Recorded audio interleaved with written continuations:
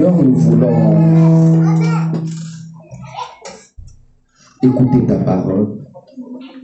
Nous voici dans ta présence. Nous voulons ce matin nous soumettre encore à ta grâce, afin que ton nom, Jésus-Christ seul, règne au milieu de nous. Amen. Nous sommes, Seigneur Dieu de gloire, à un jour où le monde entier célèbre, Seigneur Dieu de gloire, la Pentecôte. Et enseigne-nous encore, Seigneur, dans le nom de Jésus-Christ. Nous t'avons ainsi prié. Je recommande, Seigneur, ce peuple qui est venu assoiffé dans ta présence. Je recommande le cœur de tout et chacun entre tes mains. Ta parole déclare, venez et déposez vos fardeaux à mes pieds. Seigneur, nous voici.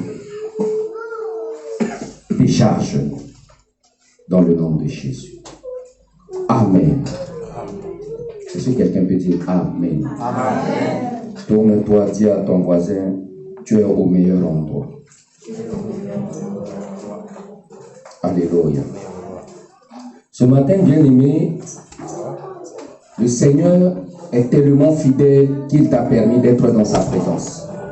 Alléluia. Et ce matin, Dieu veut nous amener à une dimension de comprendre ou de connaître encore sa grandeur, sa largeur, sa profondeur et sa hauteur. Amen.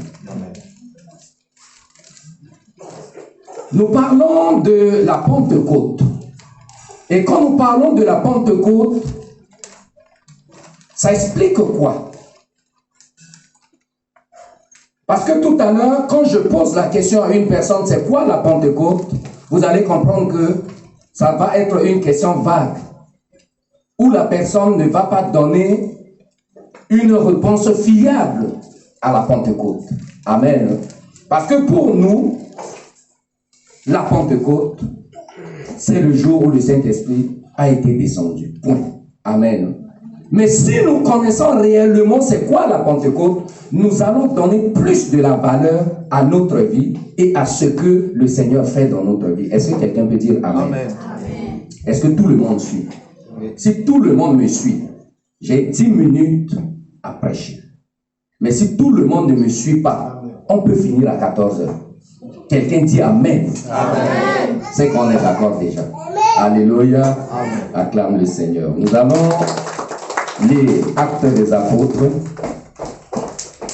chapitre 2, de verset 1 à 11. Nous n'aurons que ça à lire. Actes 2, 1 à 11.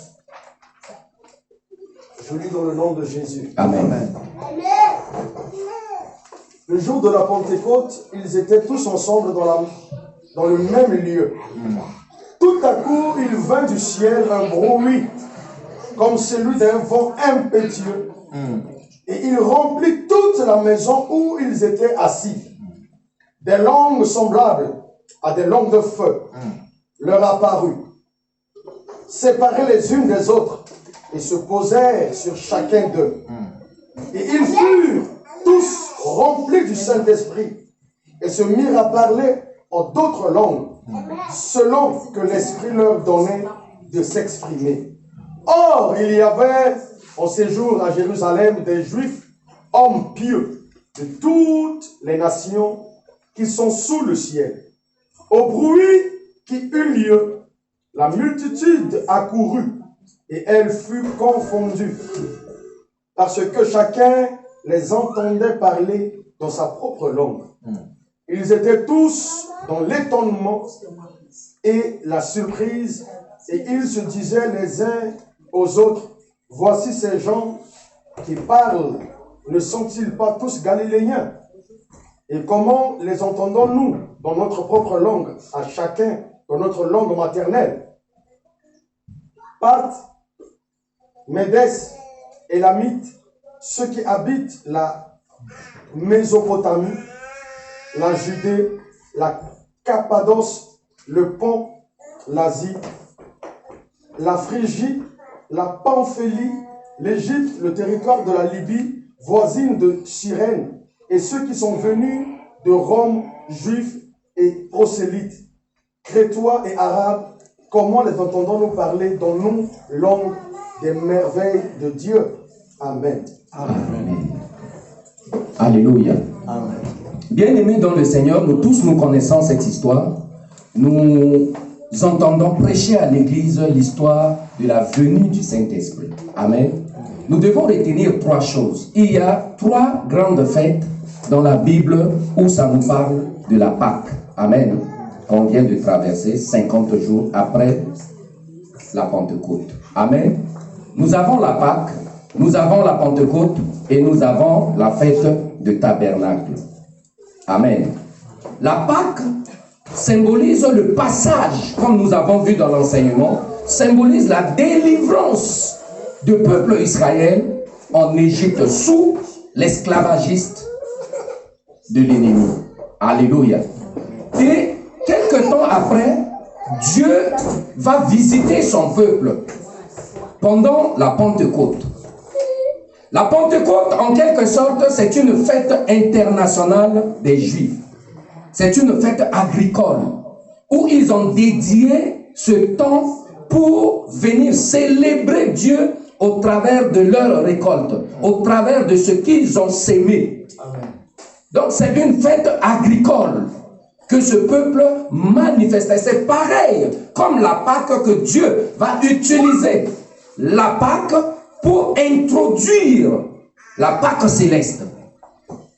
Et pendant la Pentecôte, qui était une fête juive, où chaque année, tous les pays se réunissent ensemble pour célébrer cette fête, Dieu qui était un grand stratège, Dieu qui était un Dieu omnipotent, omniscient, Dieu qui connaît tout, qui est capable de te prendre dans la poussière et te mettre avec les grands, ce Dieu qui est capable de te transformer même si tu n'as pas de forme, ce Dieu va utiliser cette même procédure pour introduire et transformer la fête de Pentecôte en une fête glorieuse.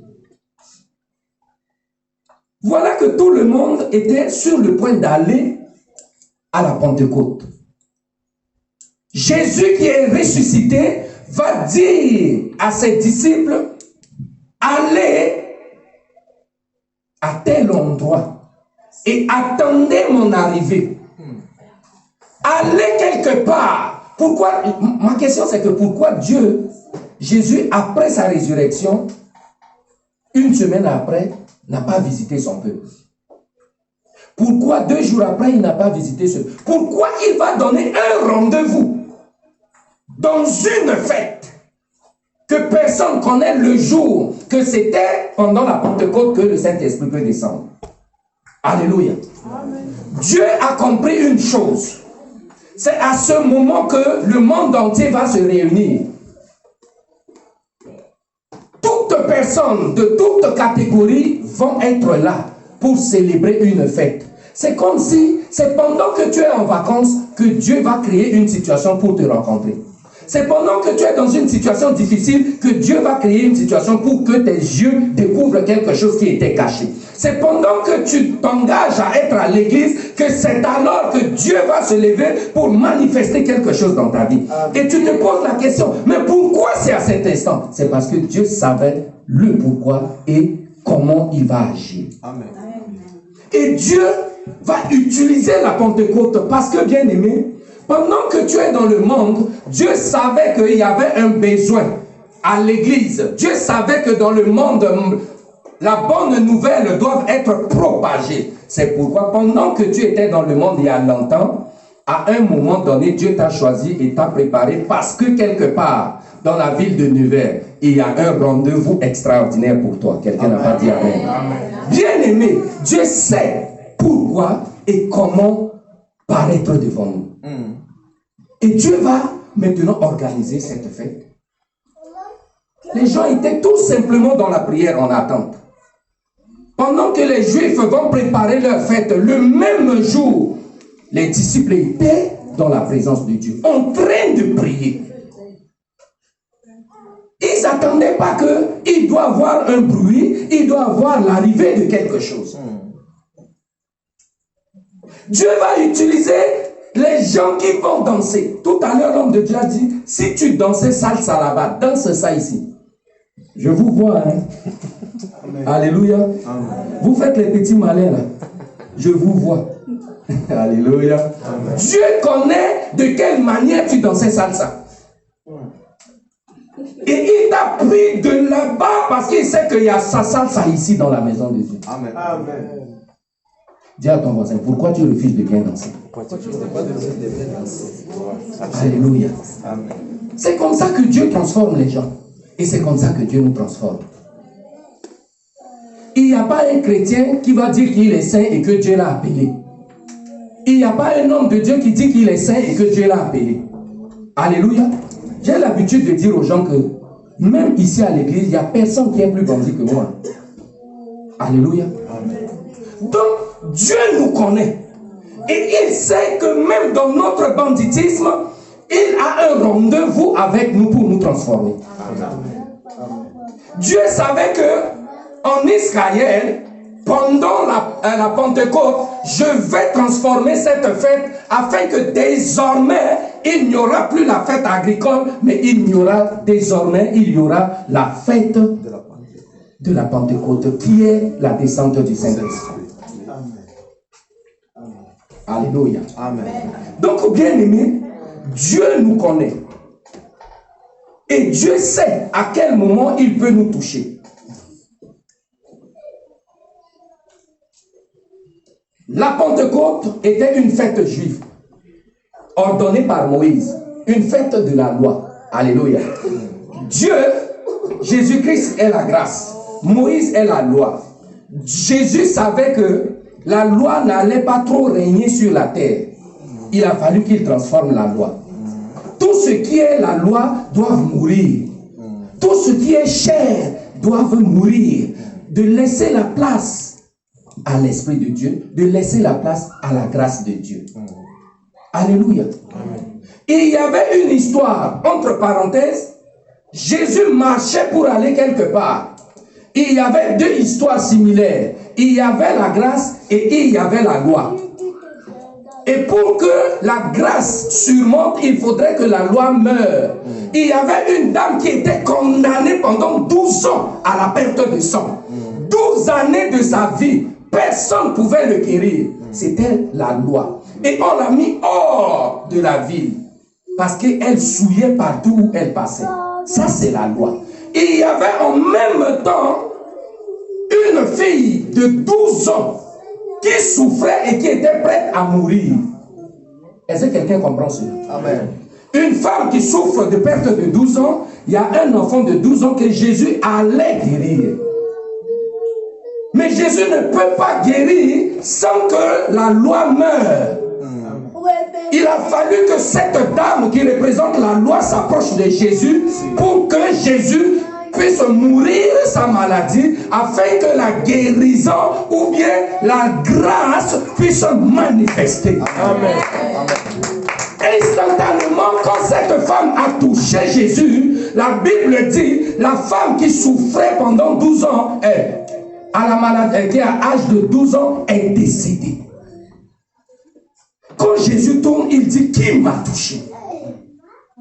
Et quelque part, quand Jésus tourne, ceux qui venaient dire à Jésus, viens guérir mon enfant, est venu dire à Jésus que l'enfant est mort. Bien aimé, personne ne peut connaître comment Dieu travaille. J'aime la partie où Paul peut dire, qui peut expliquer comment un enfant peut se former dans le ventre de sa mère, si ce n'est que le Seigneur. Amen. Jésus va guérir cette dame, la libérer de l'emprise de la loi. Il a fait clouer la loi. Aussi longtemps que la femme a eu la guérison, la Bible dit que l'enfant maintenant qui est morte, Jésus va maintenant aller la ressusciter. Voilà une parole, un acte qui nous prouve que tant qu'on ne meurt pas selon la loi, on ne peut pas vivre la grâce. Amen. Ça c'est vrai. Alléluia. Il faudrait que les anciennes choses en toi meurent afin que tout ce que Dieu va mettre en toi comme le fruit de l'Esprit de Dieu puisse se mouvoir, manifester dans ta vie et que tu deviennes une nouvelle créature. Amen. Nous devons laisser la place au Saint-Esprit de Dieu de manifester dans notre vie. Esprit de Dieu descend. Le Saint-Esprit avait déjà descendu. Il est en nous. Il vit en nous. Souvent, on entend à l'église, les gens disent, Saint-Esprit, descend. Saint-Esprit, descend. Quand je tourne, je dis, oh Seigneur, quelle ignorance. Le Saint-Esprit avait déjà descendu. Le Saint-Esprit est notre compagnon. Il est notre ami fidèle. Il est notre bouclier. Il est notre consolateur. Il n'est pas quelque part. On raisonne souvent tout simplement parce que on ressemble à quelqu'un qui veut aller se laver et qui a pris sa serviette et puis l'a mis sur son cou, sur son épaule, et après quelques bavardages, il fait tout un tas de problèmes à la maison parce qu'il ne trouve pas sa serviette. Et puis il commence à chercher partout parce qu'il n'a pas. Comment tu peux prendre ta serviette tout à l'heure et puis 2 minutes, tu ne sais pas là où tu as mis. Et à un moment donné, le monsieur veut frapper ses enfants et sa femme a dit, mais c'est ta serviette qui est sur ton épaule. Souvent, on a le Saint-Esprit. Souvent, on pleure. Et pourtant, le Saint-Esprit est là. On crie, on gémit, on bavarde, on parle mal. Le Saint-Esprit est là. Il ne bouge pas. Tu le cherches. Et pourtant, il est là. Tu pries, tu cries. Et pourtant, il est là. J'aime souvent le monsieur qui a prié dans la Bible en baissant sa tête, en parlant comme si Dieu était son compagnon. Oh Seigneur, je te donne gloire parce que tu m'exauces. C'est toi qui me parles. La Bible dit le monsieur est rentré étant exaucé. Or, il y avait il était là. Oh Dieu, je prie, je jeûne 2 fois dans la semaine et je donne ma dîme. Je balaye l'église. Je viens à la répétition. Et tu me fais ça. Mon Dieu, tu vas voir aujourd'hui. La Bible dit, il n'est pas rentré étant exaucé. Parce que ça, c'est la loi. On n'est pas béni parce qu'on a bien marché. On n'est pas béni parce qu'on a bien, ou bien on était fidèle. On n'est pas, ou bien on est en vie, pas parce qu'on sait comment vivre en vie. Non. On est en vie parce que c'est une grâce. On est en vie parce qu'il y a la main invisible de quelqu'un derrière nous. On est en vie parce que Jésus-Christ nous a justifiés. Alléluia. C'est pourquoi on est en vie. Voilà, le Saint-Esprit va arriver. Mon frère, ma soeur, quand le Saint-Esprit arrive, tu veux ou pas, il va transformer ta vie. Pierre était un fuyard, prêt à retourner dans son ancienne demeure. Mais quand le Saint-Esprit est descendu, nous voyons comment on a décrit comment le Saint-Esprit est venu. Quand nous lisons Acte 1, à partir du verset 8, on dit, vous recevrez une puissance. Ça, c'est juste une promesse. Mais là, le Saint-Esprit est là. Alléluia. Et quand il est descendu, c'est pour transformer ta vie. C'est pour changer ta vie. Alléluia. Quand tu as le Saint-Esprit de Dieu, Galates 5, 22, nous explique comment quelqu'un peut manifester le don. Les fruits, pas la fruit, ou le fruit du Saint-Esprit, parce que c'est un dans plusieurs. Alléluia. Pendant que tu es assise, vois-tu les 9 fruits de Dieu en toi? Parce que c'est ça qui représente le Saint-Esprit. C'est ça qui représente Dieu en question dans ta vie. On n'a pas dit d'aimer et de ne pas être patient. On n'a pas dit d'avoir la foi et d'être arrogant. Les 9 fruits vont de pair. C'est le caractère du Saint-Esprit. As-tu cela? J'aime la question de Paul. Quand il rencontre les disciples de Jean, il leur a dit, avez-vous reçu le don du Saint-Esprit? Les messieurs ont dit, on ne nous a jamais parlé. Est-ce que quelqu'un peut dire Amen? Amen. Beaucoup de gens à l'église sont des chrétiens, mais ils n'ont pas le Saint-Esprit. Quand le Saint-Esprit saisit une personne, tu ne le forces pas à venir à l'église. Tu ne le forces pas à servir le Seigneur. Tu ne le forces pas à prier ou à lire sa Bible. Tu ne le forces pas quand il s'agit de l'œuvre de Dieu. Parce que celui qui est en toi, c'est lui qui te convainc. C'est lui qui te dit ce qu'il faut faire. Il devient ton patron. Et tu es son esclave. Jésus pouvait dire, allez et détachez-moi cet anon. Quand l'anon était venu, il ne s'est pas resté debout, bien aimé. La Bible décrit que pour monter sur un anon, il faudrait qu'il soit baissé pour que son propriétaire monte sur lui. Alléluia. Amen. Quand l'anon est venu, Jésus est monté sur lui. Mais quand l'anon marchait, est-ce que c'est Jésus qui avait la gloire? Non, c'était l'anon. Parce que quand les femmes mettaient leur paille, le pied de Jésus n'avait pas touché un de ses pailles, mais c'était l'anon qui piétinait. Amen. Même pour chier, il chiait même sur les pailles. Bien aimé, quand tu laisses Jésus monter dans ta vie, ce n'est pas Jésus qui va être honoré, c'est toi qui vas être honoré. Amen. Amen. Quand Jésus monte dans ta vie, laisse le Saint-Esprit agir dans ta vie et tu verras les fruits. Le monde verra les fruits. Les gens parleront du fruit. Amen. Hier, on était à Paris depuis le matin pour une mission avec l'homme de Dieu et on a récupéré la chantre Géraldine parce qu'elle fait ses études à Paris. À 19h, on a quitté Paris et on venait. À 85 km de Nevers, il pleuvait déjà depuis Paris jusqu'à là. On cause, on roule. Arrivé à un tournant, c'est un tournant normal. Je veux vous dire un truc. Vous voyez comment je dansais ici? Je dansais pas parce que la musique était bonne. Je dansais parce que je savais ce que Christ a fait hier pendant qu'on rentrait de Paris.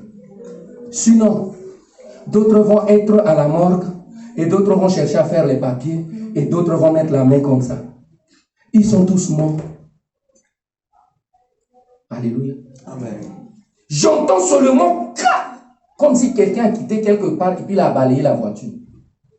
Nous qui partions pour venir à Nevers, on s'est retrouvés, ça dit, notre regard, le devant de la voiture s'est retourné de l'autre sens. Juste au rond-point, le temps qu'on prenait le tournant, je ne sais pas comment qui a balancé le véhicule, de façon qu'on a bagarré pour qu'on s'arrête. Et puis on voit qu'on était en train de prendre le sens contraire. Je ne sais pas comment expliquer, parce que jusqu'à là, je n'ai pas encore expliqué. Alléluia. Amen.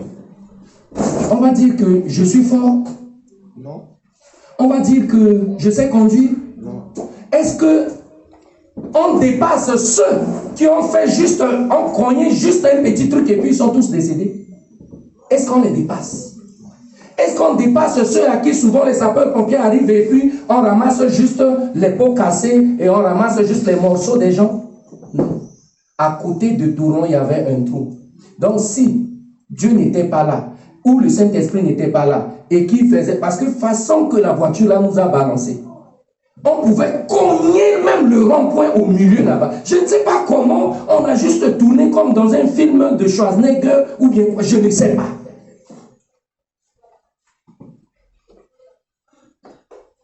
C'est pourquoi je veux dire par là, vous qui avez le Saint-Esprit de Dieu, confessez la positivité. Amen. Parlez comme Dieu parle.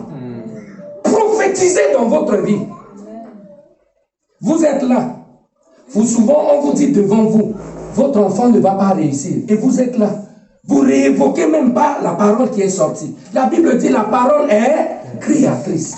Quand quelqu'un te parle mal, devant lui, il faut lui répondre et puis il faut refuser ce qu'il a dit. Dans l'immédiat. Je causais avec l'homme de Dieu hier et puis on parlait d'avion. Et puis l'homme de Dieu disait des crashs comme ça et on avait dépassé tunnel.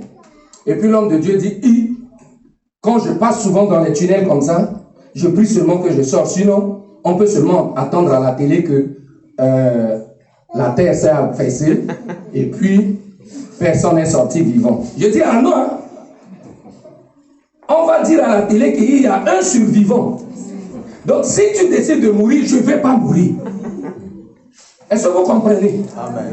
Même dans la blague, il faut que tu sois positif. Amen. Même dans tes rêves, sois positif. Bien-aimé, si tu te laisses juste une petite seconde et que le diable récupère, façon qu'il va te faire. Le diable n'a pas de temps sur la terre.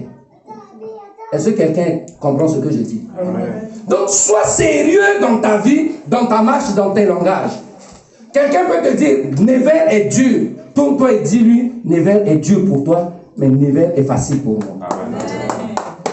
Quelqu'un peut te dire, ici à Nevers, personne ne peut réussir dans une église. Ou personne ne peut faire l'église et puis réussir. Ou remplir l'église. Dis-lui que avec moi, Dieu va remplir l'église. Ici à Nevers, l'église, c'est les dénominations. Non. Ici à l'église à Nevers, ici, l'église, c'est Jésus-Christ. Alléluia. Amen. Souvent on me dit, l'église de Pasteur Roche, je dis non. Tu me vois bien mon visage là. Si je dois créer une entreprise, ce n'est pas l'église. Alléluia. L'église appartient à Dieu. L'église, c'est pour Jésus-Christ. L'église, ce n'est pas pour Pasteur Roche. Je peux toutefois aussi m'énerver puis déposer le micro, je parle. Hein. Alléluia. Amen. Dieu va toujours envoyer quelqu'un. Et si on mourait hier, Dieu va toujours envoyer quelqu'un. Alléluia. Bien aimé, voilà un homme de Dieu qui est là. Si hier on était mort, à partir d'aujourd'hui, il va continuer avec vous. Est-ce que vous comprenez? Amen. Mais comme je suis un dur, je ne meurs pas. Alléluia. Je ne meurs pas. Dis avec moi, je ne meurs pas. Bien aimé, quand tu prophétises dans ta vie, même quand un train te cogne, ce qui est sûr, tu vas te retrouver quelque part. L'homme de Dieu a dit, la voiture s'est brûlée, mais il ne sait pas comment il est sorti. Qui peut faire ça si ce n'est pas l'œuvre de Dieu? Si ce n'est pas le Saint-Esprit? Mon épouse a expliqué une histoire. Son cadet, son neveu a pris 2 rebelles au pays comme un client parce qu'il fait la moto. Il l'amène à 150 km. En route, on les a bloqués et ils ont fouillé le bagage des 2 passagers. Ils ont trouvé les armes. Ils ont pris tous les 3 en prison. Ils ont appelé la capitale, le capital pour que les gens de la prison viennent les chercher. Pendant que ces gens sont en route, le greffier a reçu un appel et il négocie pour que le greffier libère le petit parce qu'il est innocent. Sinon, s'il rentre en prison, ça sera une procédure pour sortir. Le monsieur est parti même voir le gars et il a libéré le petit. Le monsieur a donné 5 000 au petit. Il dit, prends vite la voiture et tu descends. Le petit part, même pas 5 minutes. Le véhicule des militaires, blindé, 5 bataillons sont arrivés. Quand le petit arrive, le lendemain, sa famille appelle l'oncle là pour lui remercier parce que si ce n'est pas à cause de lui, il n'allait pas être là aujourd'hui. Et l'oncle était étonné. Il dit, mais moi, je n'ai pas appelé. Et puis tu as dit, je t'ai donné 5 000. C'est maintenant même que vous venez de me dire. Sinon, je suis là à Bangui. Comment je peux me retrouver à 150 km? Ce n'est pas moi. Le petit supplie, dit, vraiment, oncle, c'était toi. Tu m'as même remis 5 000 pour le transport.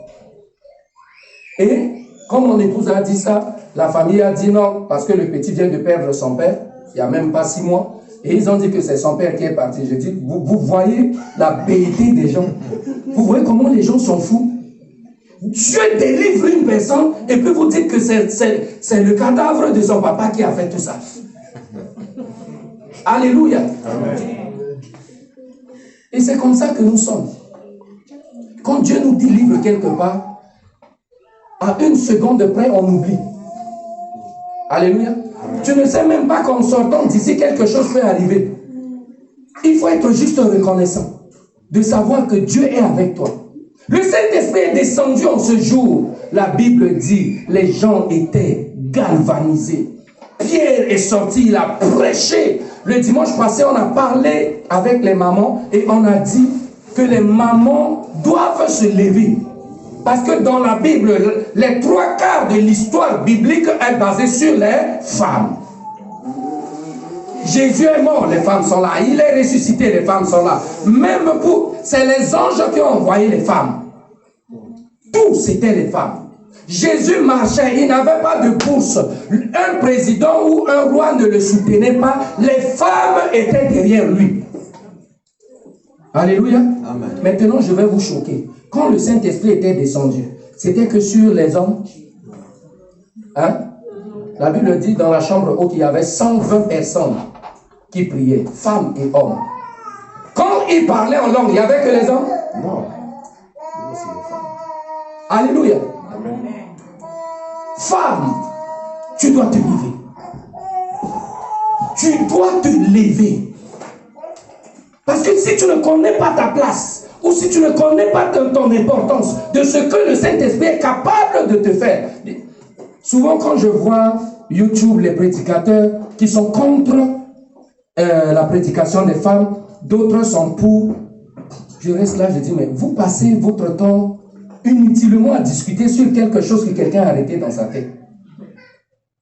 C'est pas venir dire au monde là que ça va changer ce que le Seigneur va faire dans la vie de tout et chacun.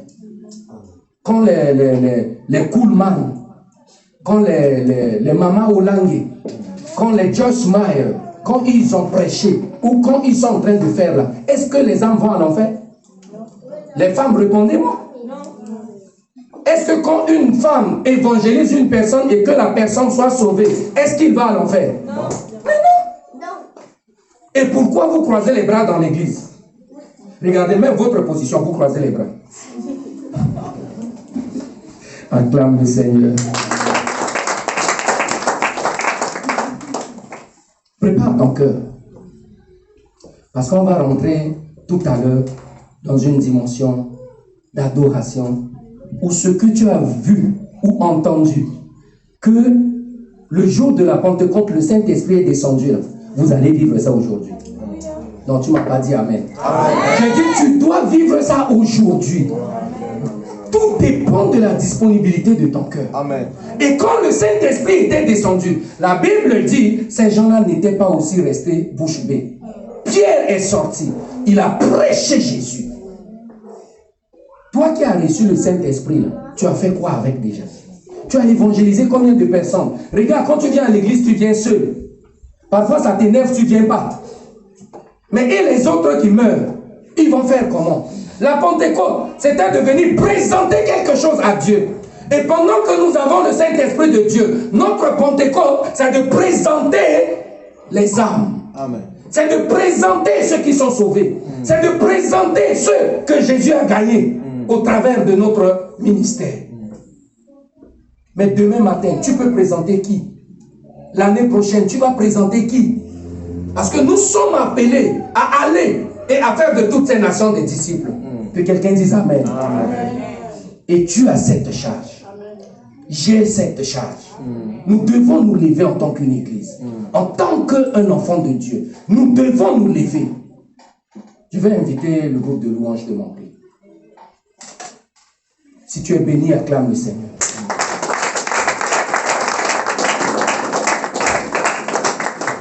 C'est pas moi qui va venir fermer tes yeux.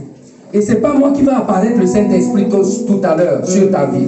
C'est ta connexion avec le Seigneur. C'est l'état de ton cœur. Dispose ton cœur ce matin afin que tu sois impacté par la puissance du Saint-Esprit. Alléluia. Est-ce que tu peux te tenir sur tes pieds? Je vais inviter l'homme de Dieu de monter avec moi. Il va conduire ce moment avec nous. Merci Saint-Esprit.